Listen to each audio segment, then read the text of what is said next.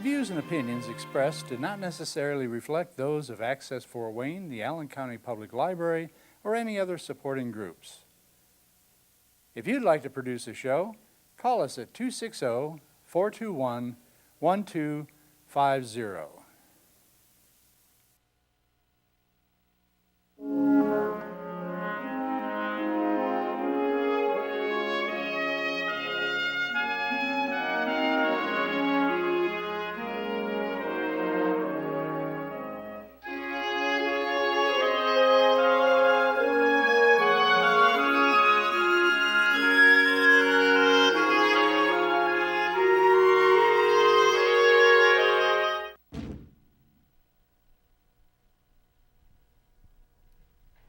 Hello, and welcome to the American Veteran. I'm Dale Parrish, your host, with Bud Mendenhall as co-host.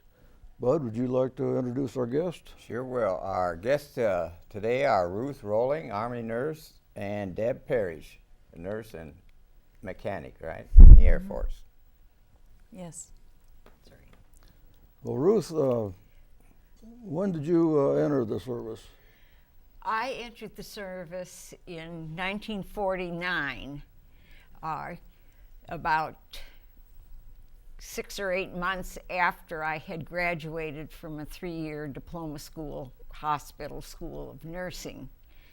And then I went on, I finally put in 10 years. I was what we used to say, RA all the way. I would have been in for 20 years, except that the Army made the mistake of allowing me to and sending me to Columbia University graduate school to get a master's in maternal and child health. Oh. And I met my husband there, and So the Army lost a nurse, but I gained a family. Yeah, good. You started out as a second lieutenant when you joined the nurses corps? Yes, I was a second lieutenant and finally worked my way up to being a captain. Yeah. So it was at the time I was stationed in various places. San Francisco for quite some time. I got my bachelor's degree at University of California, Berkeley, and then I was stationed at Letterman Army Hospital for a while. I was at Brooke Army Hospital when I first got out of basic. Then I was assigned to the 141st General Hospital, which went overseas when in October of 1950, right after the Korean War had started. Yeah. And from there I went to the 3rd Station Hospital in Busan, Korea. And I was stationed there for a little over 6-7 months. Yeah. And from there I came back and went to university. That's when I went to the University of California, Berkeley, to get my bachelor's.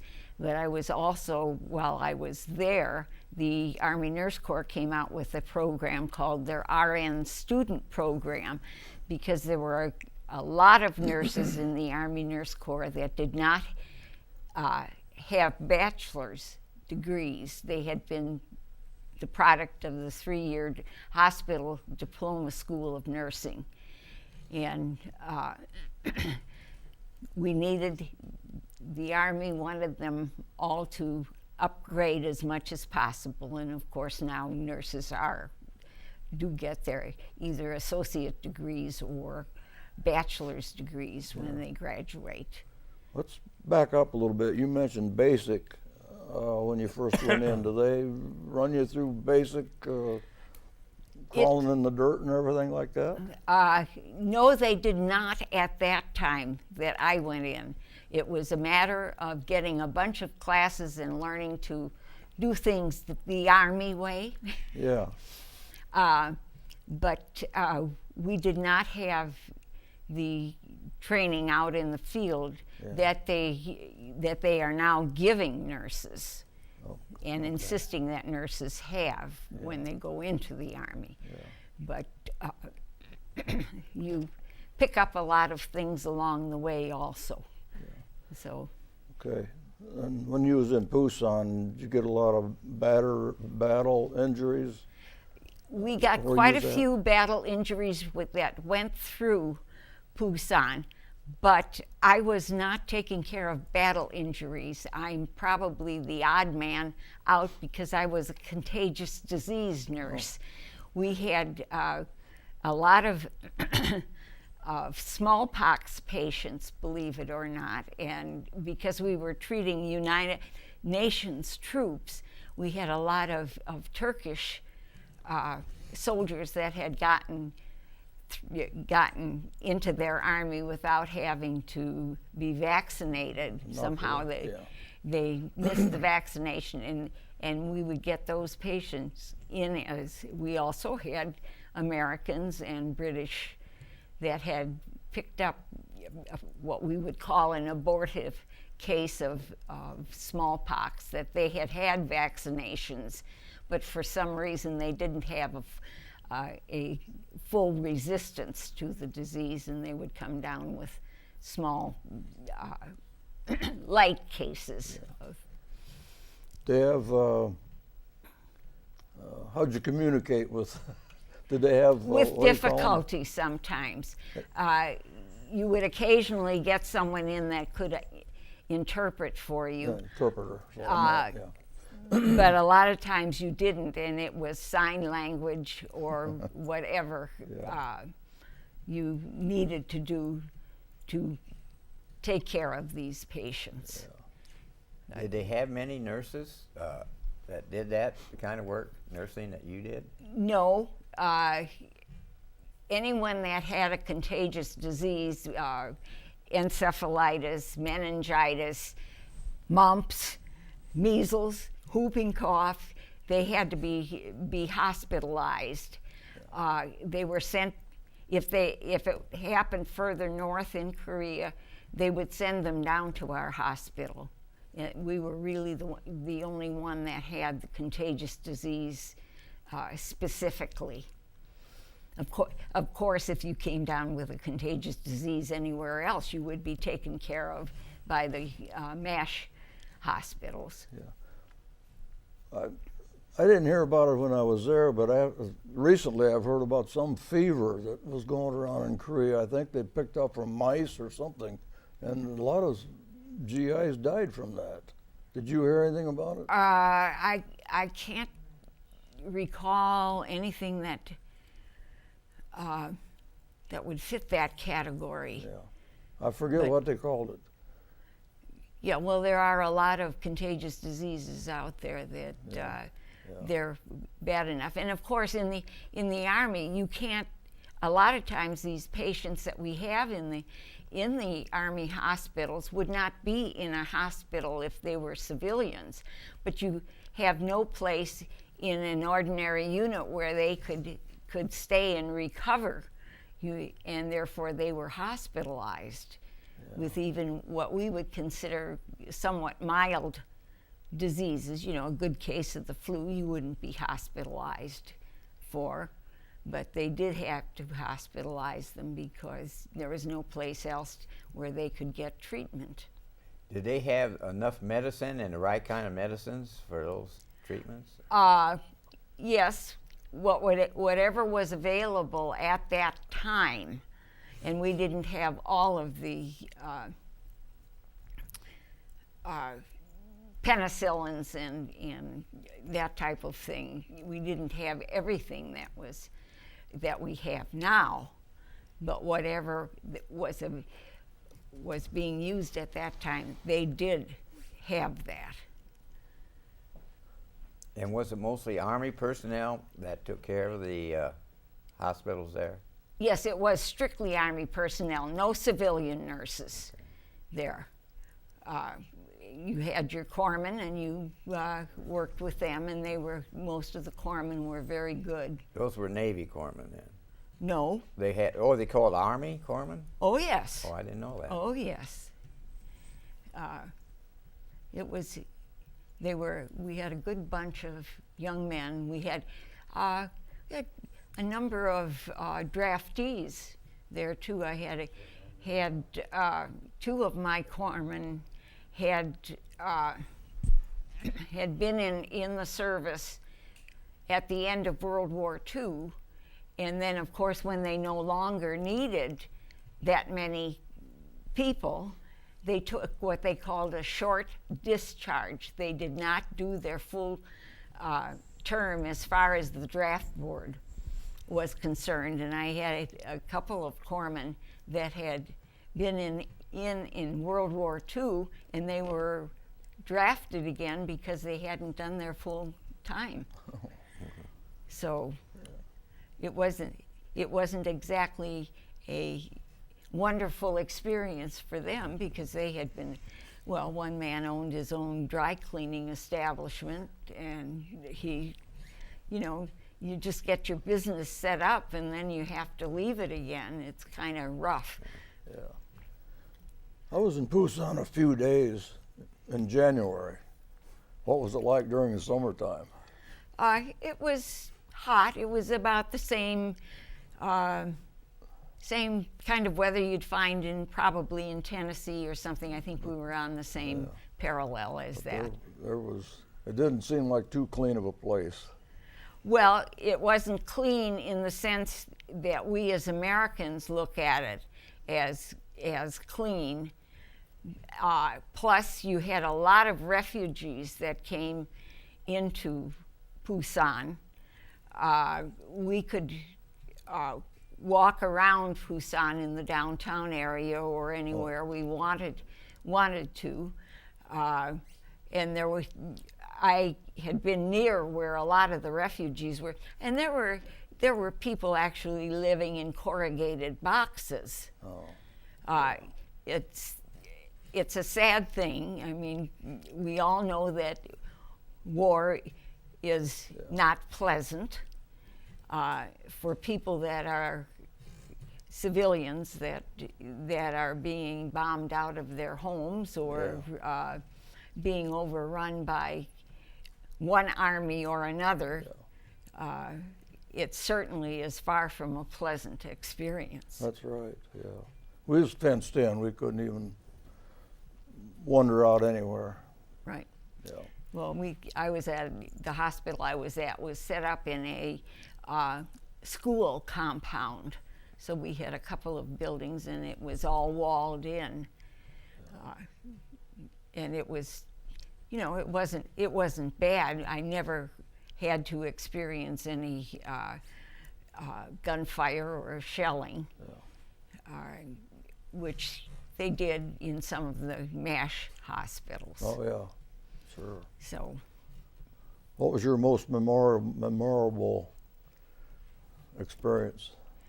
In Korea or Anytime, any place. Well, my most memorable experience I just had last May when I had a grandson that graduated from West Point. Oh, great.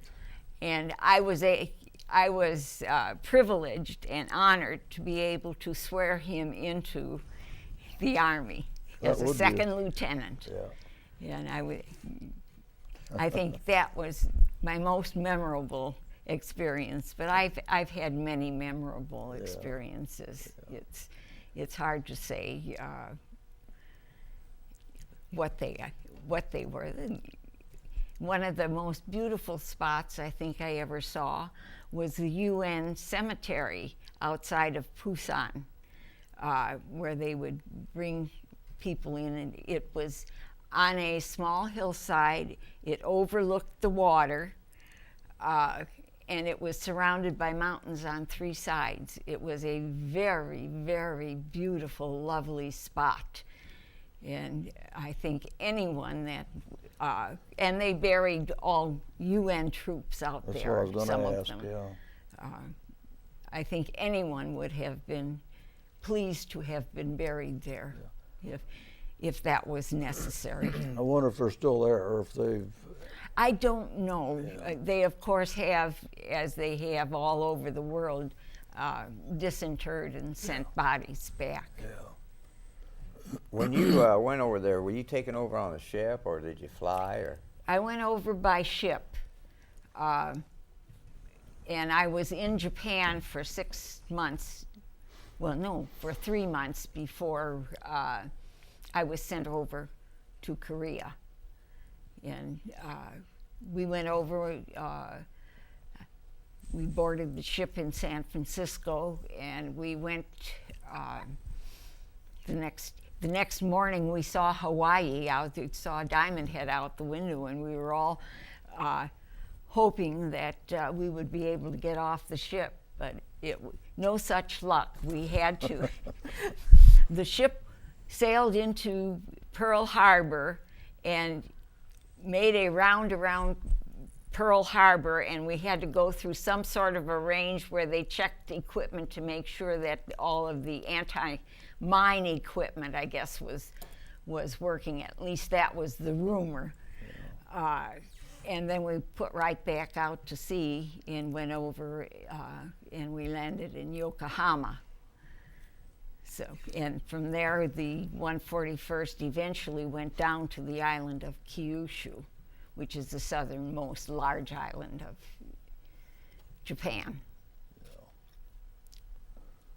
Did you fly then to Korea from Japan? Yes.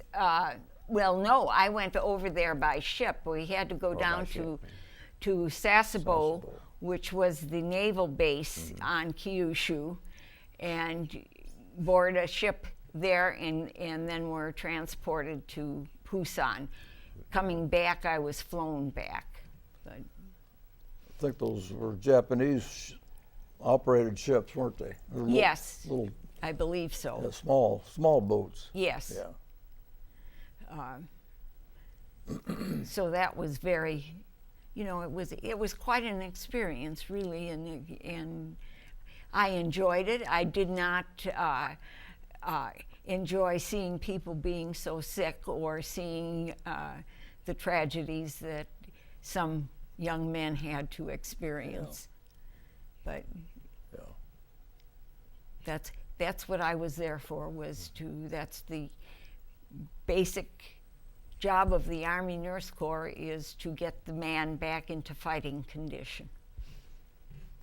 Yeah, the reason I ask about the ship is because when I was in Busan, I was on a small ship and we tied up there. I don't know how a big one could have got in there, but yeah, they were. Well, when it comes to ships, I'm more familiar Right. with rowboats. Yeah. Well, these small ferries, is what I called them. yeah. Yes, yeah, they were ferry boats. Yeah. And I think actually those boats were used before we took them over. They were used as just ferry boats for the Japanese people or the Korean Probably. people that wanted to. Yeah. Where all did you serve Well, while you was in the service? I started out in Brooke Army Hospital in Texas. Then I went over to Japan and Korea. I came back and was discharged because I wanted to go back and get my bachelor's degree in nursing, and so I was able to do that under the GI Bill. But while I was still at University of California, the Army Nurse Corps came out with a program that was called the RN Student Program. And if you were an RN that was working for a bachelor's degree, your last year in your bachelor's education, you could get into the Army, and they would give you the full pay and allowances of an enlisted personnel. I think it was a buck sergeant, but I'm not sure of that. And but they couldn't do that. I and my best friend, who I had met when I was in basic, was doing the same thing. And we were the first two nurses that took advantage of that program, because we had fully intended on going back into the Army once we had our bachelor's. We just didn't want to get it in bits and pieces that we had to match up universities and because of being stationed in different areas. And then I was stationed for a year at Letterman Army Hospital in San Francisco, and from there I went over to France and was stationed 2 years in France, in southern France. We were still there under UN, whatever it was, program it was that the French were participating in. And so we were there for, I was there for 2 years, and then when I came back, I was assigned to Columbia University to get a master's, and my master's would have been in maternal and child health because I was very interested in obstetrics. The one reason I was doing contagious disease nursing in Korea was because I had worked at Chicago Contagious Disease Hospital before I went into the Army, and so I had a good idea of how to take care of and experience to take care of contagious diseases. But then while I was at Columbia, I met my husband, who was in graduate school also at Columbia, and we would we would ride the subway together. I joke and tell people I was a New York subway pickup, but it was because the two of us would, excuse me, would ride the subway back and forth to St. Luke's Lutheran Church, where we both attended. And so that was, and then when I was married, I did not finish my master's because I did get married, and my husband had never been in service because he had been in Lutheran seminary, and he had a deferment for that. And so we just, we got married, and I knew it wasn't going to work, so I asked to be relieved of my duty as an Army nurse, and it was honored. Did you carry on nursing afterwards, after the service then? Well, no, because I was a little bit older than the average person, and I wanted a family, and I proceeded to set up, I set up my own maternal health service by having 4 children. And I never did go back to nursing. I had an opportunity to do some clinical teaching with the Delphi with the Delphi University's School of Nursing, but I decided against that because it really didn't fit into my husband's schedule that well. So. Weren't you, I think you were telling me you were the first one to join the service out of the family? You're the first. Yes, out of my family. I had 3 older. I'm sorry. I had 3 older brothers that were draft eligible, but we lived close enough to Chicago, and I lived on a farm. It won't help, I don't think. At any rate, there were enough young men that the draft board could allow them to, did not have to draft them. And so they were not, because we had a large enough farm and were producing enough things that were required by the military that we could have had even more people working on our farm. And so my brothers did not have to go. One of them didn't have to go because he was functionally blind in one eye. but Yeah, that that's was- amazing. Yeah.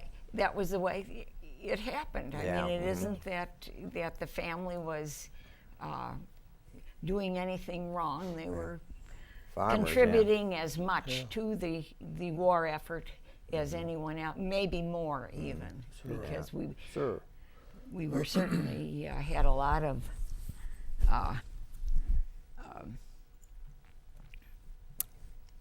enough acreage and cows and hogs that we were raising. So Yeah.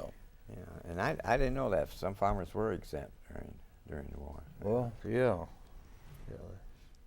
well, when you get out into the more rural areas, the draft boards don't have anyone to choose from, except Right. farming Yeah. people. I guess nursing, Army nursing was established clear back in 1901. Yes, it was. Yeah. It was. While I was in Korea, we celebrated the 50th anniversary of the Army Nurse Corps, and it was they treated us right in Busan. I don't know how the nurses in the MASH outfits were treated or what special celebration they had for them, but we had a large buffet. One of our the doctors on our staff, he was in the Army, had been raised in Korea. He was the son of missionaries, and so he spoke the language, and he was a hunter, and he went out and he got a deer, and we had venison for we don't.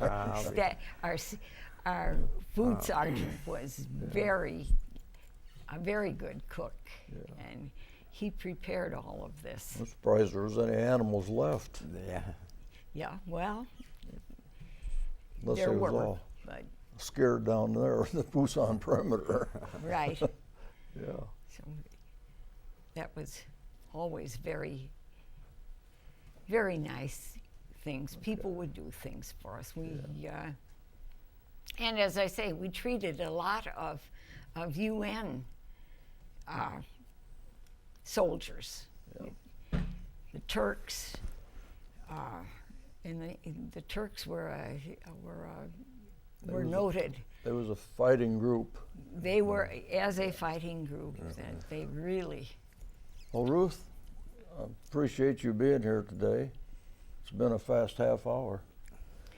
It seems like I've done all the talking. Yeah, that's your job. Yeah. I hope you enjoyed the program. Just remember, freedom is not free, so if you see a veteran or somebody in uniform, walk up to them, shake their hand, and say thank you for your service. And good night.